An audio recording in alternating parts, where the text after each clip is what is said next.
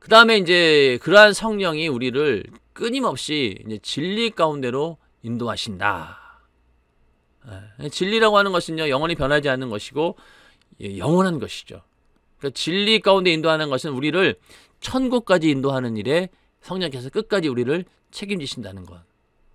아까 모든 것을 가르치시고 생각나게 하신다 말씀드렸죠. 그러니까 이런 일들을 위해서는요, 우리가 삶의 주도권을 전적으로 내려놓아야 돼요. 그러니까 성령께 나의 모든 주도권을 내려놓으리라 작정을 해야 됩니다. 그래야지만이 성령께서 우리를 진리 가운데로 인도하십니다. 이 성령을 우리가 인도하시는 방법에는요, 여러 가지가 있어요. 성령께서 직접적으로 우리에게 음성을 들려주시는 경우도 있고요. 하나님 말씀을 기억나게 하시고 막 우리 속에서 떠돌게 하시고 이러면서 그게 붙들리게 하는 거예요. 말씀 하나가 나를 확 붙들어가지고 나를 막 끌고 가는 걸 느낍니다. 그런 경우도 있고 꿈이나 환상도 있을 수 있어요. 간혹 가다가. 근데 이런 것들에 너무 얽매이면 안 됩니다. 그리고 또 하나는 내 안에 주시는 평안도 성령의 진리가 인도하시는 거예요. 평안을 주시는 것도. 그리고 평안이라고 하는 게 평안하기 때문에 평안한 거 있잖아요. 별일이 없어요. 걱정도 없고 근심도 없고 자식들 잘 크고 경제적으로 염려 없고 이런 사람들 평안하잖아요. 그럴 때 평안이 아니라는 거죠. 도저히 평안할 수 없을 때 평안을 주시는 분이 바로 성령님이십니다. 야, 이거 상황을 보니 저 사람 도대체 어떻게 살까? 라고 하는 그런 극단적인 그런 환경에 있지만은 그런 가운데도 신기하게 하나님께서 우리에게 평안을 주시는 거예요. 걱정이 안 돼요. 그런 경험해 보셨잖아요. 그게 바로 성령이 주시는 진정한 평안입니다. 그리고 또 환경을 통해서 여러 가지 시련과 어려움, 수많은 일들을 통해서 성령께서 나를 진리 가운데 인도하고 계시는구나 라는 것을 깨닫게 됩니다. 환경이라고 하는 것도 좋은 환경만을 우리에게 갑자기 좋은 환경을 주셔가지고 형통케 하셔서 야 하나님이 하셨구나 그런 일도 있겠죠. 그러면 참 좋은 일이지만은 반대의 경우도 많아요. 오히려 내가 기대한 것보다도 전혀 아닌 것으로 전혀 반대의 방향으로 가게 해서 도저히 이게 하나님이 살아계시면 이럴 수 있을까? 라고 할 정도의 탄식이 나올 만한 그런 고난이 왔는데 그 고난 가운데 그 고난을 지나고 보니 내 안에 오히려 그 고난으로 인해서 천국에 대한 소망이 더 커지게 되었고 세상을 이길 수 있는 그 힘이 더 생겼다라고 하면은 우리 영적인 유익은 바로 어디에 있는 것입니까? 고난 가운데 있는 거예요. 그런 고난을 통해서도 하나님께서는 우리를 이런저런 환경을 통해서 인도해 주신다는 것. 그냥 우리가 주님의 뜻대로 해주세요 라고 해놓고 내가 원하는 뜻대로 흘러가지 않으면은 하나님 원망합니다. 그거는 처음에 하나님 뜻대로 해달라고 하는 그 의도 속에 뭐가 있냐면요. 좋은 쪽으로 내 육신에 유익이 되는 쪽으로 해주세요 라고 하는 그런 것이지 무작정 나의 모든 것을 맡긴다는 그런 뜻은 아니란 얘기죠. 그러니까 우리는 내 주의 뜻대로 했다라고 하면은요. 어떠한 상황이 오든지 간에 절대로 하나님의 뜻임을 인정하는 그런 삶의 주도권을 완전히 내려놓아야 된다는 거. 이게 성령의 진리로 인도함 받는 길이기도 합니다. 그 다음에 성령은 우리를 위로하고 도우시는 분이기도 합니다. 우리의 연약함을 도우시고 또 우리를 위해 친히 간구하신다. 말할 수 없는 탄식으로. 그게 이제 기도할 때도 기도가 안 돼요. 근데 이러한 우리의 기도할 수 있는 연약함도 성령께서 아시고 우리를 위해 친히 간구해 주신다는 거예요. 탄식하면서. 예수님께서 하나님 우편에 계시면서 우리를 위해 계속해서 중보 기도하시고 간구하시는 분이 계셔요. 그리고 이 땅에서는 또 성령께서 우리와 함께 계시면서 우리를 위해 탄식하며 기도하시는 분이 또 성령이십니다. 우리가 얼마나 큰 은혜를 받은 자들입니까? 그래서 우리를 위로하고 도우시는 분도 바로 성령이시다. 자, 그 다음에 성령은 우리를 인을 치시고 보증하신다.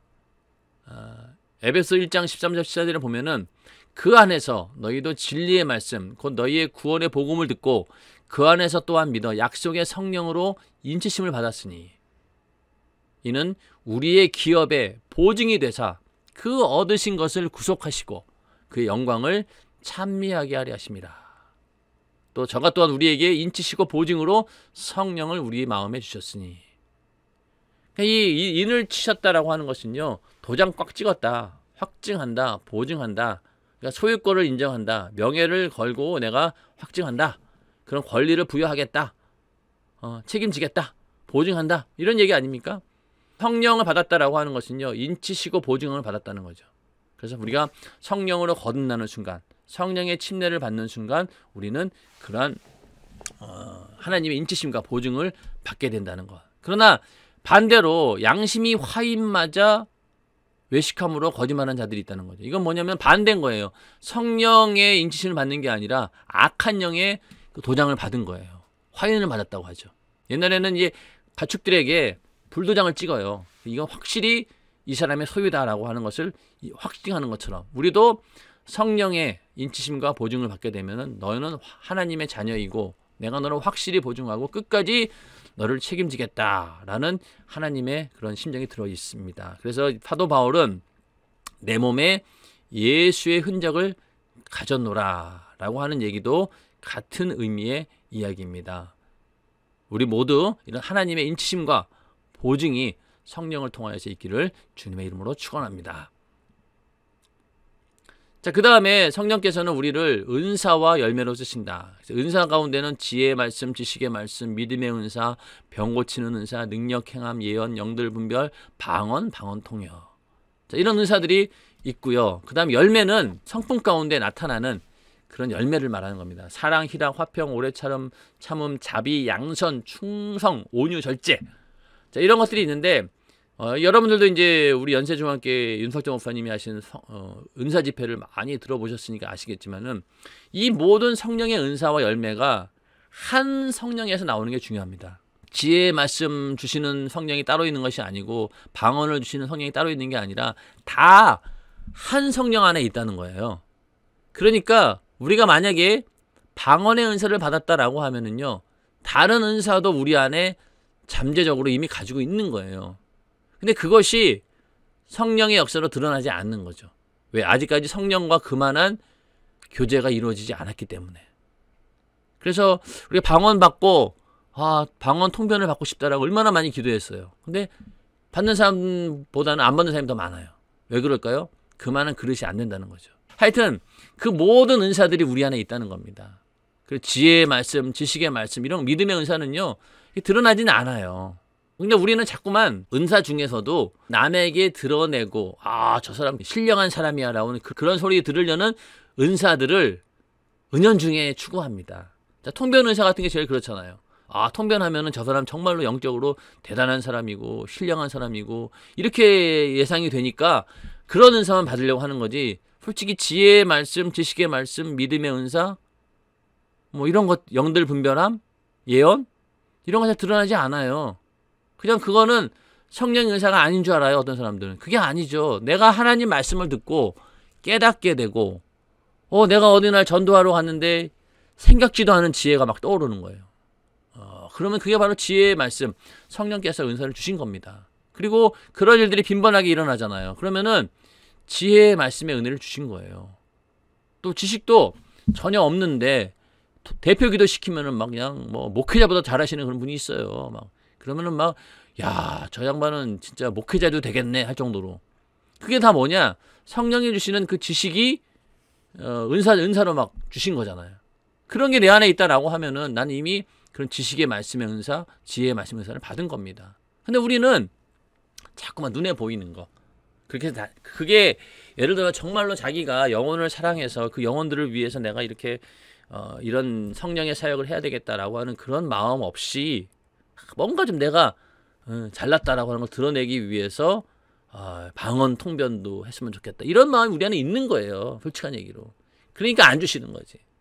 그런 마음이 완전히 사라지고 정말로 하나님 앞에 겸손하게 영혼 사랑하는 마음을 가진 그런 목회자들에게 이런 은사가 많이 임합니다. 그런 거 여러분 아시잖아요. 그리고 이 열매라고 하는 것은요, 더 중요하죠. 성령 충만을 강조하는 그런 교회들의 단점 중에 하나가 뜨거움은 있는데 이런 열매가 없어요. 그러니까 사람들과의 관계 속에서 잘 유지할 만한 인격이 없는 거예요.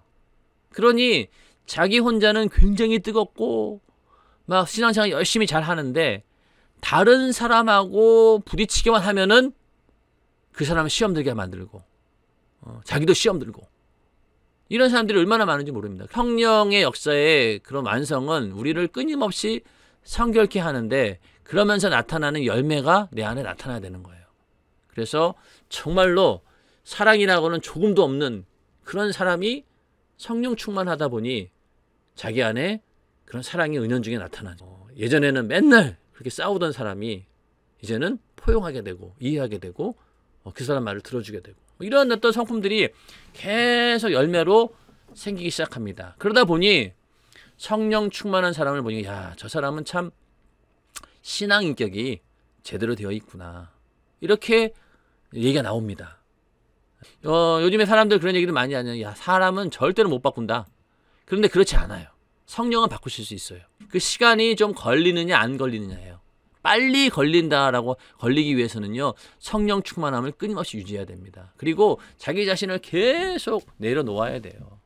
그렇죠? 성령과 반대되는 성품들을 끊임없이 내려놓고 나를 분리시키지 않고는 절대로 이 열매가 맺혀지지 않는다는 거죠. 성령 충만하고 막 방언의 은사도 강조하고 치유의 역사, 뭐 귀신 쫓아내고 이런 그런 교회인데 막상 그분의 개인의 삶을 보면은요, 이런 열매가 없는 사람들이 있다는 거죠. 우리는 그런 사람들이 아니라 이 은사도 제한 없이 나타나고 또 이런 열매도 나타나는 이런 사람이 되어야 된다는 얘기죠. 예. 그 다음에 성령은 교회를 세우고 부흥케 하신다. 먼저는 우리가 성령이 거하시는 하나님의 성전으로서 우리 하나의 교회입니다. 예수의 이름으로 두세 사람이 모인 곳 가운데 늘 주님이 함께 하신다는 얘기도 두세 사람이 모여서 예배한다라고 하면 그것이 하나의 작은 보이지 않는 그런 교회가 된다는 것이죠. 그래서 요즘에 코로나 바이러스 사태로 가정에서 예배 드리시는 분들이 많은데 성전에서 예배 드리지 않는다라고 해서 뭐 너무 염려하실 필요가 없습니다. 왜?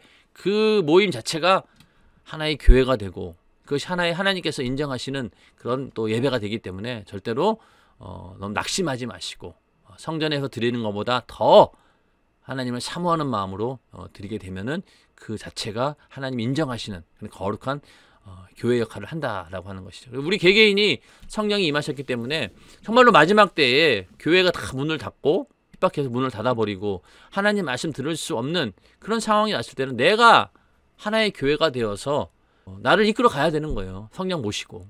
그런 때가 온다는 겁니다. 예. 성령께서는 저들 가운데 너희로 감독자를 삼고 하나님이 자기 피로 사신 교회를 치게 하셨느니라. 성령께서 교회를 세우셨다는 거예요. 감독자를 세우신 분도 바로 성령께서 감독자를 세우신 겁니다. 담임 목사를 말하는 거죠. 성령께서 세우신 분이다. 예수님께서는요, 이 땅에 오셔서 단 한 개의 교회도 세우지 않으셨습니다. 제자들은 12명을 부르시고 세웠지만은 단 한 곳의 교회를 세우지 않았어요. 그것은 성령께서 하실 일이었고 성령께서 그 이후로 초대교회를 시작해서 전 세계에 지금까지 많은 교회를 세우고 있지 않습니까? 그건 바로 교회를 세우시는 분이 바로 성령이시고 또 부흥케 하시는 분도 바로 성령이십니다. 그래서 초대교회 때 이 성령의 역사가 얼마나 대단했는지 믿는 사람들이 다 함께 있어 모든 물건을 서로 통용하고 또 재산과 소유를 팔아 각 사람의 필요를 따라 나눠주고 날마다 마음을 같이하여 성전에 모이기를 힘쓰고 집에서 떡을 떼며 기쁨과 순전한 마음으로 음식을 먹고 하나님을 찬미하며 또 온 백성에게 칭송을 받으니 주께서 구원받는 사람을 날마다 더하게 하시니라. 이 얘기는 결국 뭐예요? 구원받는 사람을 날마다 더한다라고 하는 것은 부흥의 역사가 일어났다는 거죠. 베드로의 한 번 설교에 3,000명이 회개하고 돌아온 것처럼 이때의 부흥의 역사는 대단했습니다. 그러한 교회 가운데 이적과 표적이 나타나는 것은 당연한 것입니다. 왜냐하면 교회는 예수 그리스도의 몸이죠. 예수의 동일한 능력과 이적이 나타나야 되는 거예요. 그게 바로 뭘로 나타나느냐? 성령으로 그런 동일한 능력과 이적이 나타나는데 그래서 성령으로 예수의 제2의 공생애를 재현하는 곳이 바로 교회입니다. 자, 교회가 예수님의 몸이다라고 하면은요, 예수님의 몸의 기능이 나타나야 되는 것이죠. 자, 예수님의 몸의 기능이 나타난다는 말은 예수님이 하셨던 일을 그대로 교회가 하면 되는 거예요.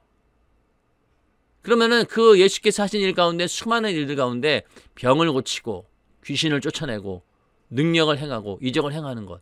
오늘 많은 교회들이 다른 것은 어떻게든 예수를 따라가 잘 해보려고 하는데 이 병 고치고 귀신 쫓고 능력 행하고 이적을 행하는 일들, 이런 것들을 성령이 하셨던 그런 일들은 안 하려고 해요. 그러니까 그런 역사가 안 일어나죠. 그러다 보니 어떤 교회는, 우리 교회는 그냥 하나님 말씀만 가르쳐 이렇게 얘기하는 교회도 있어요. 근데 그런 교회는 말씀에 따르는 이적과 표적이 반드시 일어나게 되어 있는데 왜 말씀만 강조를 하고 그 뒤에 따르는 이적과 표적은 제한하느냐 이거죠. 안타까운 일이죠. 예수의 몸이다 라고 하는 그런 교회는 반드시 예수의 생애가 드러나게 되어 있고 능력과 이적이 동일하게 예수의 능력이 나타나게 되어 있다는 거예요. 결국 그 얘기는 뭐냐면요, 우리 자신도 교회라고 했잖아요. 성령을 모시는 거룩한 전. 그러니까 우리에게도 동일한 이 예수의 능력이 나타난다. 믿는 자에게는 이런 표적이 따르리니 너희가 내 이름으로 귀신을 쫓아내고 병든 자에게 손 얹은 나으리라. 이런 역사가 믿는 자에게 보편적으로 나타나는 이유는 바로 성령께서 우리 안에 임하셨기 때문입니다. 인정하시죠? 예, 그래서 확실한 그런 증거가 따르게 되어 있다. 그래서 바울도 희한한 능력이 나타나서 병든 사람에게, 그러니까 뭐냐면 손수건이나 앞치마를 가져다가 손은 안 되더라도 그냥 바울이 가지고 있던 손수건, 앞치마 이걸 가져다가 병든 사람에게 얹으면 그냥 난 거예요. 그 정도로 놀라운 역사가, 예수보다도 더 큰 능력이 이 사도들에게 나타났다는 것. 그러니까 예수님께서 너희가 나보다 더 큰 일을 하리라 하는 말씀이 그대로 이루어진 겁니다. 성령으로 가능한 일이죠.